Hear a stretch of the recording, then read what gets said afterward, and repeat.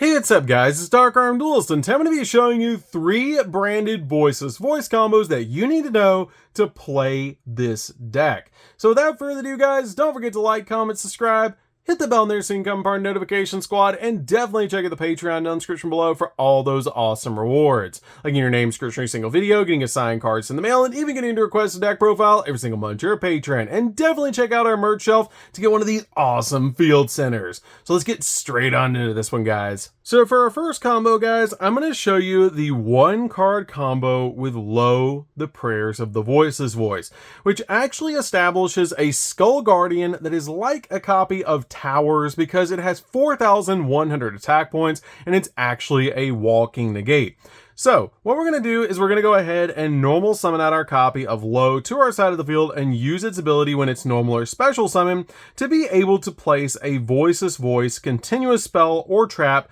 on our side of the field face up. And we're going to go ahead and place a copy of Barrier of the Voiceless Voice on our side of the field. And the cool thing about Lo is since it doesn't add it to our hand, our opponent cannot Ash Blossom the copy of Lo because it's being placed on our side of the field by her effect, which is great to instantly put a copy of Barrier on our side of the field. We can then use Barrier to be able to add a Voiceless Voice card from our deck to our hand, which we're going to add a copy of Saphira, which sets up our entire ritual play, which is awesome. Because Saphira has the effect that you can discard this card to send a ritual spell from your deck to the graveyard, then add a light ritual monster that's a warrior or dragon from our deck to our hand. So we're going to go ahead and discard this card to the graveyard to be able to send a copy of Prayers of the Voiceless Voice to the graveyard, and then add a copy of Skull Guardian, the Protector of the Voiceless Voice, from our deck to our hand, which is a really cool effect to instantly get this card to our hand to basically just set up all of our plays.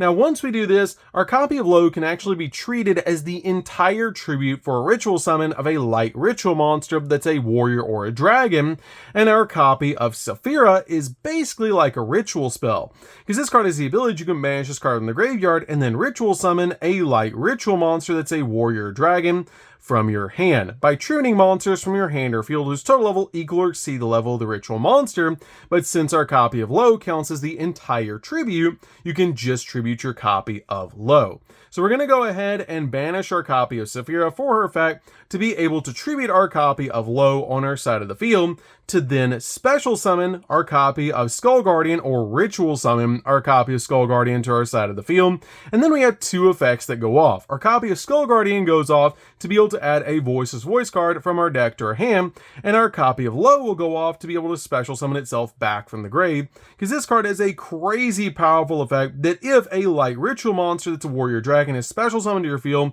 while this card's in the graveyard, you can actually special summon this card from the graveyard, which is a great effect to instantly put our copy of Lo back on our side of the field.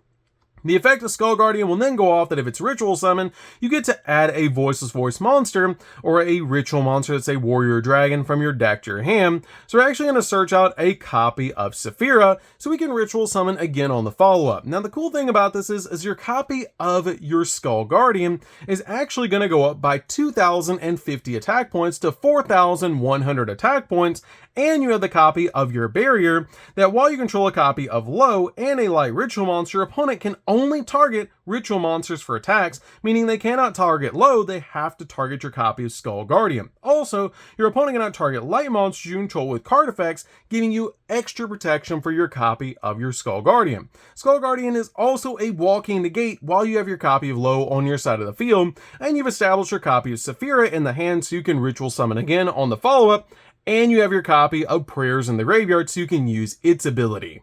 So for this combo, guys, I'm going to show you the 1-card Diviner of the Heralds combo. And this combo actually lets you step into Chaos Angel if you want to, which is really cool. So what we're going to do for this combo is we're just going to normal summon out our copy of Diviner of the Herald. And once we do that, we're going to send from our deck to the graveyard a copy of Trias, which is going to get us set up for a copy of Lo. And you might be looking at this and going, how are we going to summon Lo? We're going to go ahead and use the effect of Trias to be able to tribute a copy of Diviner to be able to bring back our copy of Trias from the graveyard. Our effect of our Diviner will go off since it was tributed. We do get to special summon out a level 2 or lower fairy monster from our deck, so we're going to special summon out our copy of Lo, which is actually a fairy. And that's the cool thing about Diviner in the deck, is it's kind of like playing 6 copies of Lo, because you play 3 copies of Lo and 3 copies of Diviner, so Diviner lets you get to your copy of Lo, which is really cool. So once we summon out our copy of Lo, we're going to get the effect to be able to place a copy of Barrier on our side of the field, because it lets us place a Voiceless Voice continuous spell or trap on our side of the field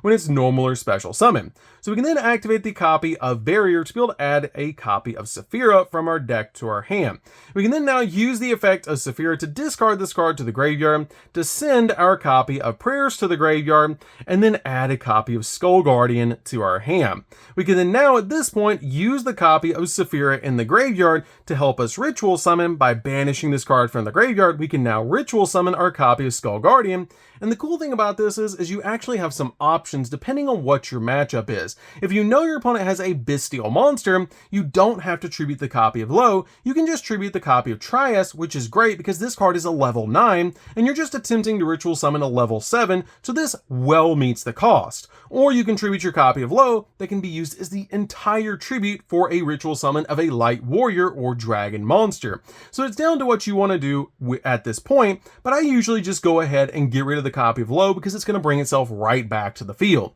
So we're going to tribute the copy of Lo for the ritual summon to special summon out our copy of Skull Guardian, and as long as your opponent doesn't have a Bestial, we're totally safe to bring back Lo. So we go Chainlink 1, Chainlink 2, bring back our copy of Lo from the graveyard, and once we do, we'll go ahead and add a copy of Saphira from our deck to our hand for follow-up for more plays later. Now I might be looking at this field and going, how do we summon Chaos Angel? But that's actually very easy. We have our copy of Lo that's a level 1 and our copy of Trias that's a level 9, and we don't have to use a tuner monster to actually make our copy of Chaos Angel. So what we're going to do is go ahead and use both of these monsters to step into Chaos Angel, but the only downside is to stepping into Chaos Angel is you actually will turn off the negate for your copy of Skull Guardian. And we also did that with less than 5 summons to summon out our copy of Skull Guardian,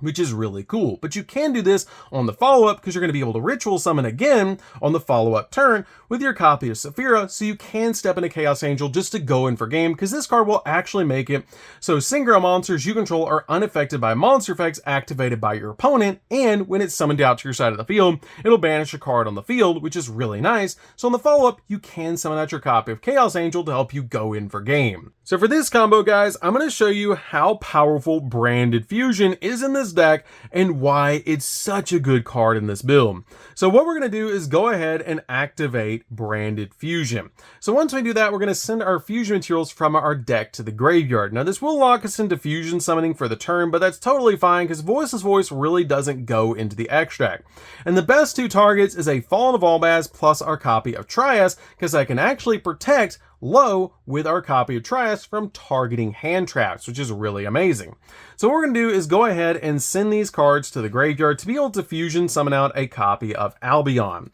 We're then going to use the effect of Albion to be able to fusion summon into a copy of Mirrorjade using itself and a copy of Fallen of Albaz from the graveyard, which is great to instantly fusion summon into our copy of Mirrorjade because our copy of Albion is basically like a Miracle Fusion on legs. Now this card has a really cool ability that spot removes cards off the field by sending a monster that mentions Fallen of Albaz from your extract to the graveyard that's a fusion monster, and also it's really hard for your opponent to deal with Mirrorjade because it has a crazy powerful effect that if your opponent does deal with this card, it destroys all monsters that your opponent controls during the end phase of that turn, so it's very difficult for your opponent to deal with Mirrorjade. So at this point, what we're going to do is normal summon out our copy of Lo and activate its effect. Now at this point, if your opponent does target it with an Imperm or a copy of Effect Veiler to be able to attempt to stop it, you have the copy of Trias to be able to tribute it, and since its effect has already activated, it'll just go to the graveyard, summon out the copy of Trias, and we'll actually get to activate Barrier of the Voiceless Voice, which is really cool, because you basically stopped your opponent's hand trap by getting low out of the way, so the target was no longer there, and it actually fizzled the hand trap, which is really cool. So now we activate our copy of Barrier and be able to search out a copy of Saphira. So now at this point, we're going to go ahead and use Saphira to be able to send Prayers of the Voiceless Voice to the graveyard and then add Skull Guardian from our deck to our hand. We can then use our copy of Saphira in the graveyard to ritual summon out our copy of our Skull Guardian, which will tribute our copy of Trias on our side of the field. Since it's a level 9, we'll summon out Skull Guardian and use its effect. We'll then also use the effect of our copy of Low in the graveyard. Since we did summon out our copy of Skull Guardian, it just brings itself back to our side of the field. So we actually established our negate all over again while also protecting Low and potentially eating a hand trap out of our opponent's hand, which is really good. Now the effect of Skull Guardian will go off as Chain Link 1 to be able to add a copy of Saravis to our hand this time, because we actually have 2 spells in the graveyard, including a ritual spell, so we can actually put those cards back into the deck, and once we do, we actually get to summon out our copy of Saravis to our side of the field, which establishes another negate on our side of the field, which is really cool, because if our opponent does activate anything, we can actually tag this card out for a copy of its ritual form, which is amazing to be able to do, and just really cool to get an additional ritual monster out on our side of the field while having a negate on our side of the field that has 4,100 attack points, having a Mirror Jade on the field that's spot removing cards off the field, and have our copy of Saravis on the field and in our hand. When our opponent activates any card effect, we just tag it out for its ritual form. So that's going to do for this one, guys. I hope you did learn some combos for Branded Voiceless Voice and now understand how powerful Branded Fusion is as a card in Branded Voiceless Voice. It's such a powerful card to help you get out cards like Mirror Jade and also establish some really insane fields. Being able to summon out Mirror Jade and a copy of Skull Guardian to your side of the field is just absolutely crazy. So that's going to do for this one, guys. Don't forget to like, comment, subscribe. Hit the bell in there so you can become part of the notification squad, and definitely check out the Patreon down in the description below for all those awesome rewards. And if you guys would like, check out the deck profile, as always, for every combo video. It is down in the description down below, and we'll see you guys in the next video. See you later, guys.